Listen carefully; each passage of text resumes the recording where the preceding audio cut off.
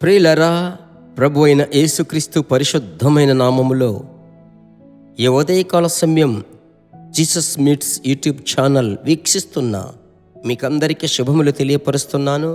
మీరందరూ యేసు సంధించుచున్నాడు పరిచర్యలో, కుటుంబంలో మీరు సభ్యులుగా ఉన్నందుకు ప్రభువుకు స్తోత్రం.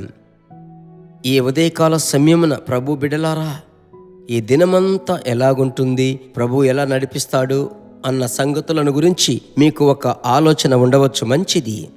అన్నిటిలో దేవుని యొక్క చిత్తం మీ యొక్క జీవితంలో, మీ కుటుంబంలో, మీ ఇంటిలో జరగాలి. అదే మిక్కిలి ముఖ్యమైంది. ఈరోజు పరిశుద్ధాత్మని శబ్దమును మనం విందాం.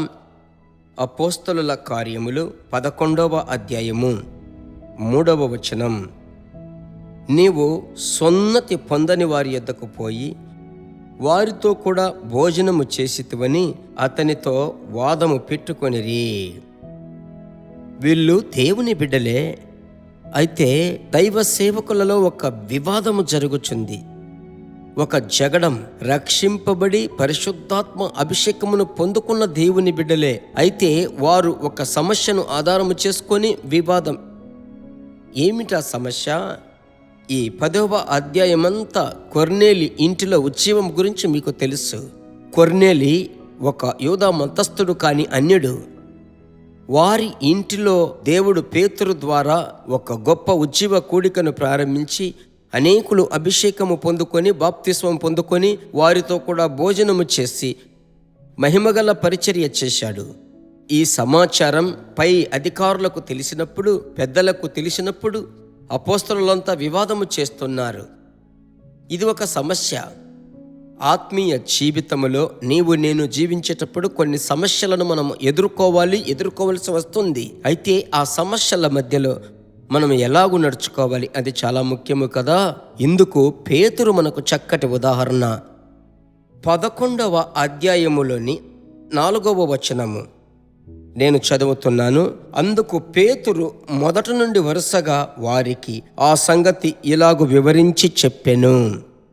నేను ఎప్పే పట్టణములో ప్రార్థన చేయుచుండగా పరవశుడనైతిని. అక్కడ నుంచి ప్రారంభిస్తున్నాడు. కార్యమును ప్రారంభము నుంచి వరుసగా వివరిస్తున్నాడు. అలాగైతే ఇవన్నీ, ఈ సంగతులన్నీ వినిన తరువాత ప్రభు బిడలారా, 17వ వచనాన్ని చదువుతున్నాను.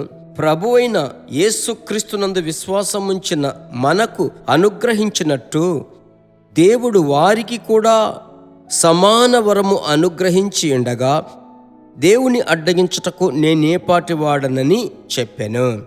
18వ వచనములో దేవుణ్ణి మహిమపరచారు. చూడండి, వివాదమునకు ఒక పులి స్టాప్ వేయబడింది. అలాగైతే వివాదములు, జగడములు పెరిగినప్పుడు మీరు జరిగినటువంటి విషయాలు ప్రారంభము నుంచి ఒక్కొక్కటిగా భర్త భార్య దగ్గర, పిల్లలు అందరూ కలిసి వివరముగా మాట్లాడుకోవాలి. వివరముగా వివరించినప్పుడు దేవుని శక్తి వెల్లడవుతుంది. దేవుని బిడలారా, అది చాలా ముఖ్యం. ఎలాగూ దేవుడు నాతో మాట్లాడాడు. ఎప్పయి పట్టణములో ఆ చర్మకారుని ఇంట నిండి ఉండగా నేను పరవశుడనైతిని. దేవుని స్వరం వినబడింది. ఎలాగూ తలుపు తట్టి నన్ను తీసుకొని వెళ్ళారో ఇదంతా వివరముగా చెప్పగా అన్యజనులను కూడా ప్రభు అభిషేకిస్తున్నాడు కదా.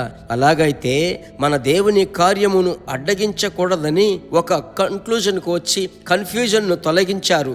సమాధానం ఏర్పడింది. ఈరోజు ప్రభు మీకు చెప్పే మాట, సమస్య ఏదైనా ఒకరితో ఒకరు మనసు విప్పి మాట్లాడి ఆ సమస్యకు పరిష్కారం, ఒక ముగింపు పెట్టడానికి పరిశుద్ధాత్ముడు సహాయం చేస్తాడు. ప్రభువునందు ధైర్యంగా ఉండండి. ఇందుకొరకు మనం ప్రార్థించుదాం.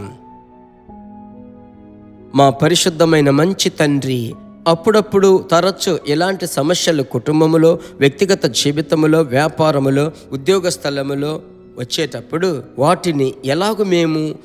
వాటిని సముదాయించాలి, తీసుకెళ్ళాలి అన్న కృపను ప్రభువా, ఆ దైవికమైన జ్ఞానమును పరిశుద్ధాత్ముడా మీరు మాత్రమే ఇవ్వాలయ్యా. ఇప్పుడే మీ బిడ్డలకు దయచేయండి. కుటుంబమును ఎలాగూ నడిపించాలి, భర్త భార్య పిల్లలను, దేవ సహోదరులను, కుటుంబీకులను అందరిని ఎలాగూ అనుసరించి నడుచుకోవాలి అని విశేష జ్ఞానమును మీ బిడ్డలకిచ్చి మీ బిడ్డలను ఈ దినం మాత్రమే కాదు అనుదినము నడిపించమని ప్రార్థిస్తున్నాను. ప్రార్థన ఆలకించిన దేవునికి స్తోత్రం. యేసునామములో తండ్రి, ఆమెన్. ప్రభుకే మహిమ కలుగునుగాక. చాలా సంతోషం. సందేశము మీతో మాట్లాడింది కదా, వర్తమానము. కనుక మీకు తెలిసిన ఎదుటి వారికి ఈ సందేశము షేర్ చేశారనుకోండి, వారిలో ఉన్న సమస్య తొలగిపోతుంది. మరలా కలుసుకుందాం. God bless you.